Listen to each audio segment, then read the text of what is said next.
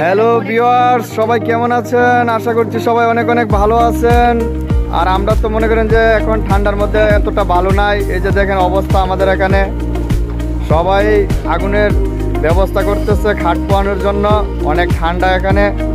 তো আমি আছি চন্দ্রপুর গ্রামে, ব্রাহ্মণবাড়িয়া কসবা থানা চন্দ্রপুর গ্রামে আছি। এখানে খাট পোয়ানোর জন্য আগুনের ব্যবস্থা করানো হয়েছে। এখানে অনেকে আছে, আশরাফুল আছে, তারপর আপনার মারুফ ভাই আছে, নাজমুল ভাই আছে, সজীব ভাই আছে। সবাইকে নিয়ে আমরা এখানে হাট পোয়াচ্ছি।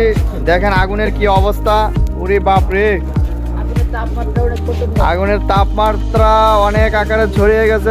ঠান্ডা আসলে এই জন্য আগুনের ব্যবস্থা করানো হয়েছে।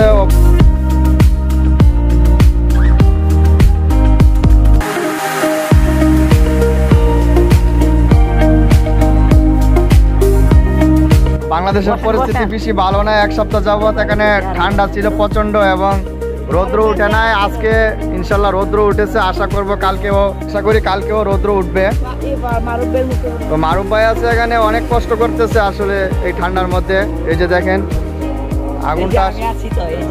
মারুফ ভাই আছে, তারপর আশরাফুল ভাই আছে, নাজমুল ভাই আছে, সজীব ভাই আছে। আগুনটাকে কিভাবে ঠিকঠাক ভাবে রাখা যায় তারা আসলে অনেক চেষ্টা করছে, ব্যর্থ হবে না আশা করছি।